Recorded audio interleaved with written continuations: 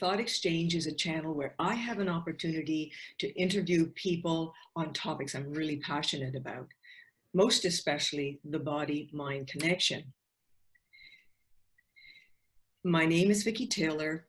I'm a life coach, a mindfulness facilitator, and a change agent. Now, one of my favorite topics is mindfulness and mindfulness meditation. Now, for the uninitiated, mindfulness is simply put, paying attention on purpose in the present moment, and here's the kicker, without judgment. Now, when you think of mindfulness today, you might think of Buddhist monks. You might see people mindfully walking in the gardens or mindfully breathing. But today, the interview we're going to be having is not quite down that same road. What we're going to be doing is something quite different. My guest today is going to talk to us about mindfulness and organizing. My guest is Carolyn Caldwell of Caldwell Evolution. She's a professional coach and a professional organizer. Some 20 years, is it, Carolyn? 15. 15 years organizing. And so we're going to delve into that because there is a lot of mindfulness that can be incorporated into the organizing process. So I'm going to hand it over to her in a minute, but I'd first like to ask Carolyn, first of all, welcome. Thank you. Thank you very much, Vicki. I'd like to ask you, do any of your clients at the present time do mindfulness, or are they aware of mindfulness? Yes, they are. Many of my clients have become aware of mindfulness because many of them do yoga, and mindfulness is certainly a part of their yoga practice. Some of them have taken courses and are practicing mindfulness meditation, and some of them have just become quite interested and curious about it, and so they have been reading about it. It's been very much in the media, in the news, and they've become aware of it. Great. Could you tell me, because I know we've chatted before, do you have clients who have issues about paying attention and that sort of thing? Do those kinds of clients come to you as well? And because I'm thinking meditation would be helpful in that, or mindfulness. Do I have any clients who have difficulty paying attention, as in focus? That's correct. Yes, a few, just a few. In fact, the majority of my clients are individuals who are managing issues of focus and of paying attention, which is a great way to put it, especially when you're talking about organizing, because in the case of organizing, if you're not paying attention to where you're picking things up and putting them down, then it's very hard to remember where to go find that item the next time that you're looking for it. Exactly. Well, on that note, just taking it a step further, I know that when we meditate, and we often talk about the monkey mind, we talk about the mind wanting to go this way and that, we're often distracted. How does that show up, or does it show up in your organizing process with your clients, and how do you deal with something like that? Well, the thing about organizing is, just like I was saying, it works best when people are noticing where they are putting things. And individuals who have difficulty paying attention or who have difficulty with focus frequently find themselves in their own home in a messy environment. And it doesn't have to be a huge mess, it can be a little mess, but they still get frustrated and they don't understand how the mess occurred. And when we look back to how they manage their belongings, their household items, the things in their office, wherever we happen to be working, frequently what happens is that they realize that they are picking up the stapler and putting it down, and they have no idea 10 minutes later where they put it. And so they're constantly looking for things and feeling disorganized. Case in point, I had a situation this morning where a client has 3 phone handsets in her home. And when I arrived for our session this morning, she said, darndest thing, I can't find 2 of these handsets. And sure enough, I was able to find the 2 handsets, but one of them had been placed on a shelf that was just above eye level. So unless you were really thinking about where did I put that, you wouldn't remember it was there. And the other one had dropped into a drawer. And literally the drawer had been open and she'd put it down, and in the drawer it goes. You close the drawer and, you know, the next thing you know, the two handsets, they've wandered off. It seems like they've wandered off.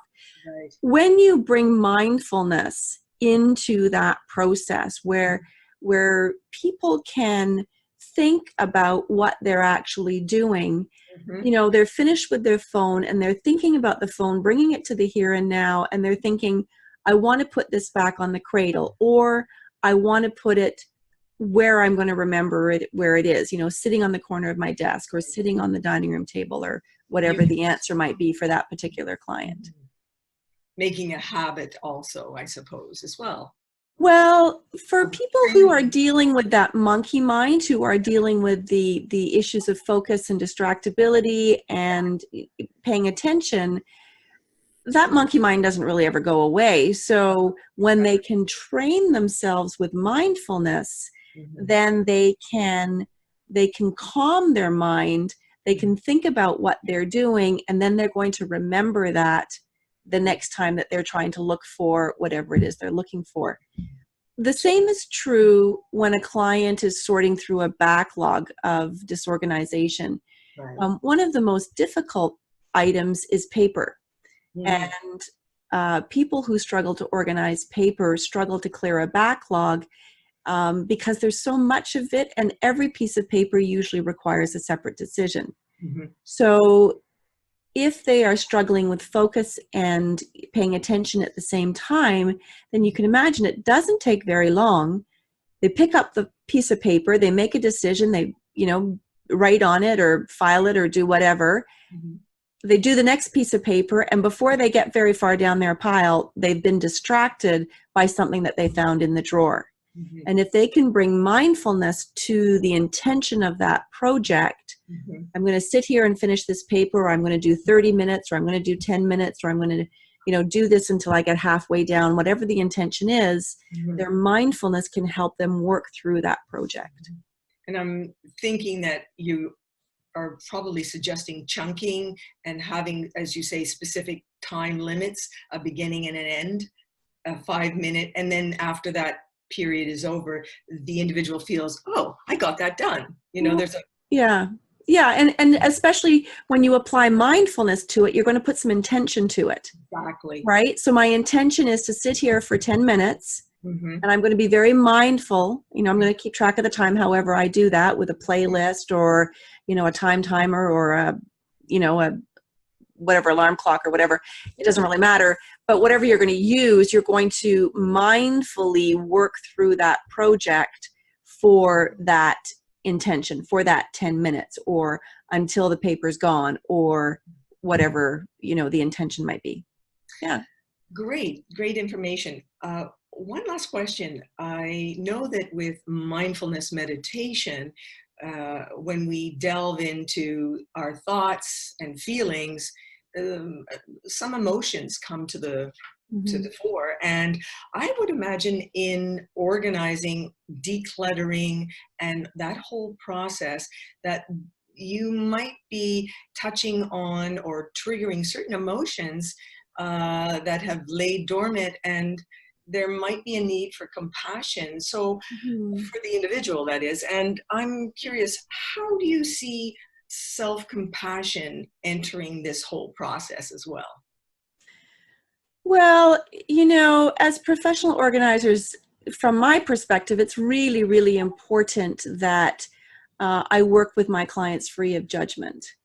That goes without saying. With the client themselves, I know that the mindfulness practice includes self-compassion, but if the client can develop an awareness, I sometimes talk about, as you know, I talk about go to the observer position, move to an observer position where you're simply developing an awareness. Yes. And if the client develops awareness that, gosh, every time I walk in the house, I drop my bag, my keys are in my bag, and then the next morning I spend 10 minutes looking for them because I don't remember that that's what I've done. Right. When you develop an awareness, it's more information. It's more sort of like, oh, that's what it is. Yes.